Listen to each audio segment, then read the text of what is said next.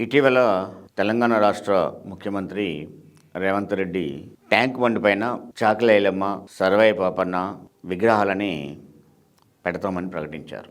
ఖచ్చితంగా స్వాగతించాల్సిన విషయమే. ఇద్దరు కూడా చరిత్రకారులే. చాకలి ఐలమ్మ ఆనాటి సాయుధ రైతాంగ పోరాటంలో భూమి కోసం, భుక్తి కోసం, పీడిత జన విముక్తి కోసం జరిగిన ఆ పోరాటంలో తన వంతు పాత్ర పోషించిన మహిళ, వీరవనిత. తన భూమిని తాను కాపాడుకోవడమే కాదు, భూస్వాముల ఆగడాలను ఎదిరించి నిలిచిన వనిత.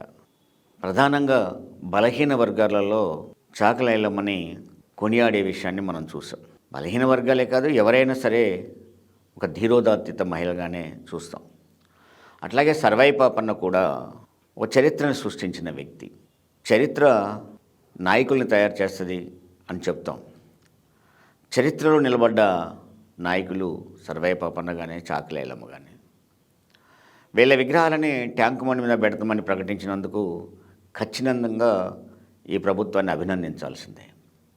కానీ అదే సమయంలో జ్యోతిరావు పూలే విగ్రహాన్ని అసెంబ్లీ ఆవరణలో పెట్టాలన్నప్పుడు ఎందుకు వ్యతిరేకిస్తున్నాడు ముఖ్యమంత్రి అనే విషయం ఒకటి స్పష్టం కావాల్సిన అవసరం. జ్యోతిరావు పూలే భారతదేశ వ్యాప్తంగానే అందరూ కొనియాడే బలహీన వర్గాలకు ఒక బాపు లాంటివాడు. వాళ్ళిద్దరు దంపతులు కూడా, సావిత్రిబాయి పూలే కానీ, జ్యోతిరావు పూలే కానీ, ఒక చరిత్రని, బలహీన వర్గాలకు ఒక చరిత్రని ముందు దారిని చూపెట్టిన మహానుభావులు. స్వయంగా వేణుల్లో కొనియాడే అంబేద్కరే జ్యోతిరావు పూలేని నా గురువు అని సంబోధించాడు.